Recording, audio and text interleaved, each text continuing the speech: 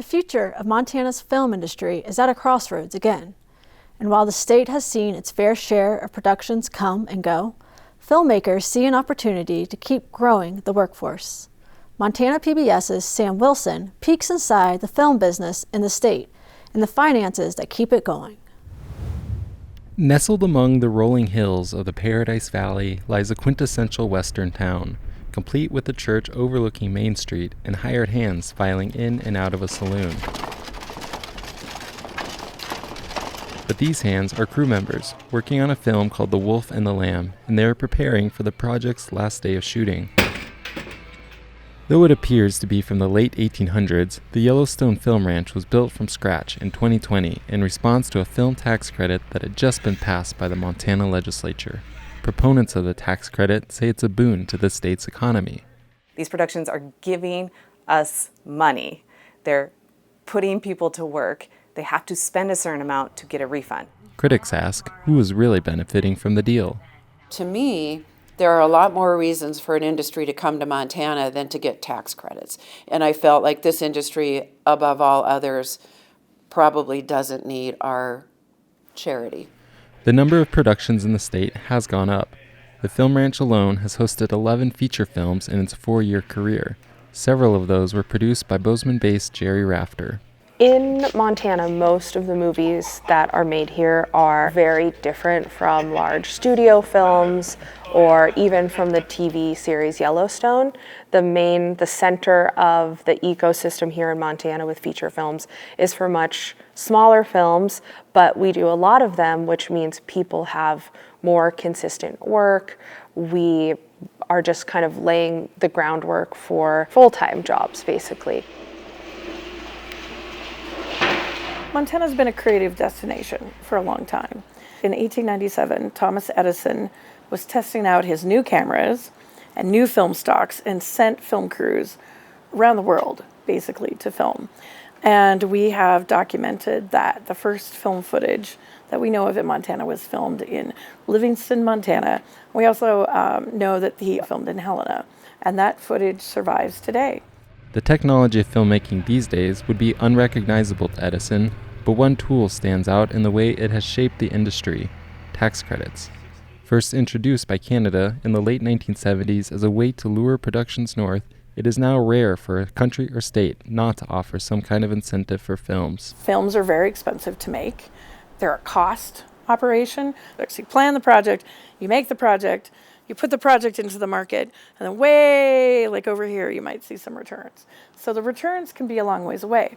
So rebates, tax credits, incentives of the kind that happen all around the world are a financial tool for filmmakers. And those can be cash rebate, those can be a tax credit rebate, those can be a tax credit. And here in Montana, we have an income tax transferable credit for filmmakers, and that's called the Media Act. The Montana Media Act works like this. Before shooting on a project begins, the Montana Film Office certifies that a production plans to spend at least $350,000 in the state.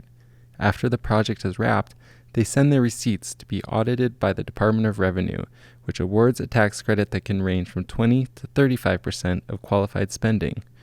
Because most film companies do not have a tax liability in Montana, they can transfer or sell their tax credit at a discount of no more than 15% to an entity in the state that does have a tax liability. At the end of the day, the film production receives cash, a Montana business or individual receives a discount on their taxes, and the state sees less money go into the general fund. There are different ways to look at the value of these tax incentives. According to a study commissioned by the Montana Film Office in 2024, Montana misses out on about $900,000 a year in tax income due to the Media Act, but that's before considering other, less tangible benefits. The same study reports $334 million in direct spending by film productions in the state since 2022, and when including tourism impacts of film, they tally over $1 billion of benefits to Montana. The way that this particular film tax incentive works does not cost the state of Montana anything. The money that comes in to fund the films comes from out of state, like 99% of the time, these films are funded by people who do not live here. So we're automatically getting new money that's coming here to pay Montanans, to pay Montana vendors, to pay Montana hotels. So that isn't recirculated money. That's new cash that's coming in. The tax incentive works, they have to come and spend all of that money first. They have to come and pay payroll. They have to pay those state income taxes. I have to pay the business taxes. We have to pay fees to the Montana Film Commission as well as the Department of Revenue in order to even get in line for the tax incentives. That argument was not enough to convince a majority of legislators in the 2023 session, which rejected 3 separate bills aimed at extending the credit past 2029 and raising the cap, currently set at $12 million per year. The bills were supported and opposed on a bipartisan basis, and the closest effort lost on a tie vote in the House. I appreciate the proponents keeping this bill alive. It's probably more exercise than I've had in the last 2 months standing up on this bill. Sometimes when you want to pass or kill a bill in this building, all you have to say is something that's completely unprovable and very fantastic, such as these production companies are going to bring billions of dollars into rural Montana. And they're not. We're just giving it away. We're not even taxing it. We're just giving it away as fast as we can. This is an easy no vote. Sherry Essman was one lawmaker who spoke against the bills. She boils down her argument like this. I generally oppose tax credits, especially those that are given to for-profit organizations, because to me that appears that we are picking the winners and the losers. Because we're going to give the movie business a tax credit, but maybe we're not going to give the dairy company that comes and wants to start a brand new dairy processing center. Maybe we're not going to give them a tax credit. So why not? You know, every single industry that comes here and says, gee, we're going to bring tons of jobs and we're going to make this a great labor promoter for Montana, we want tax credits. How do we draw the line to say no? Despite legislative pushback, the tax credit has been very popular for filmmakers. Once the $12 million of available Media Act credits are claimed in a year, the Department of Revenue begins assigning credits for future years. At the moment, credits are claimed through most of 2027, and a backlog of qualified productions will likely claim the rest of the credits until the Act sunsets in 2029.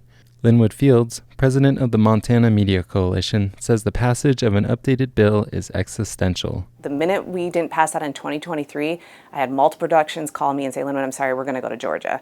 Like, we will not have an industry here. And I cannot be more clear about that. So when I hear legislators saying, oh, it's beautiful here, it's beautiful in a lot of places. Like, they're going to New Zealand, they're going to Canada. We have become desirable. If we do not pass the tax incentive, we're done. Right now, people are depending on some movie maker, whether it's independent, whether it's a major movie studio, whether it's TV, whatever. They're sitting and waiting for those jobs to come here. There's nothing permanent about it as far as I can see. Yes, I know there's been a lot of productions here. I haven't seen any of them. I've watched one episode of Yellowstone, I'm proud to say. I was at the Capitol one day for meetings when they were filming in the Capitol. They disrupted our entire day's work for one person to walk down those big, beautiful stairs. You know, that, I don't know how many people were employed that day, but certainly it couldn't have paid very many bills for any Montanans. The amendments we're putting into the bill really protects Montanans moving forward. We have 60% reserved for Montana productions. And so when people have criticism of Yellowstone, I don't necessarily disagree. I think that I would like to see more productions that hire more local Montanans. And I noticed when we passed that incentive in 2019, productions and crew didn't really know how to connect to each other, so I created the Media Training Center, and we have a production assistant, which is an entry-level position on a film set, and we do rapid training, so 10 hours or less to get people ready, and then we connect them to productions. All right, number 7. What are some of the things that a production assistant will do on a set? Joseph Grady is an instructor for Fields' Media Training Center. He sees the program as a way to help more Montanans benefit from the Media Act. The goal of teaching production assistants in this way is to give them good footing on a first day of work. We want to be the ones earning the keep, so to speak, as opposed to outsourcing it to people coming into the state. And that really is the benefit of this PA course, is building that in the dirt sort of workforce here locally. And that really is what this film industry provides. It provides everyone who participates a chance to be part of the storytelling, a chance to be part of that hard work, where they can look at the end of the day and say, I participated in that, I helped create and make that story, and I worked hard to do so, and I earned my living.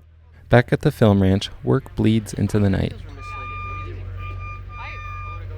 Jerry Rafter says that of the 80 full-time positions she employed for 21 days of the production, 92% were from Montana. Having so many Montanans on set is still uncommon, but Rafter and others are hoping that with a growing talent pool, more productions can look like this in the future. The Wolf and the Lamb is a perfect film for Montana. It's an independently made film. It cost under $5 million to make. They spent almost all of their money in Montana, and we had a great time making it. Cut! That's a cut. I think it's fine. Yeah. For Impact, I'm Sam Wilson. Yep. Good for you guys. Authors of an updated bill say that lawmakers can expect to see legislation come across their desks in the upcoming session, asking to raise the cap of the Media Act to $30 million and extend the credit to 2035. That bill will be carried by Republican Senator Greg Hertz.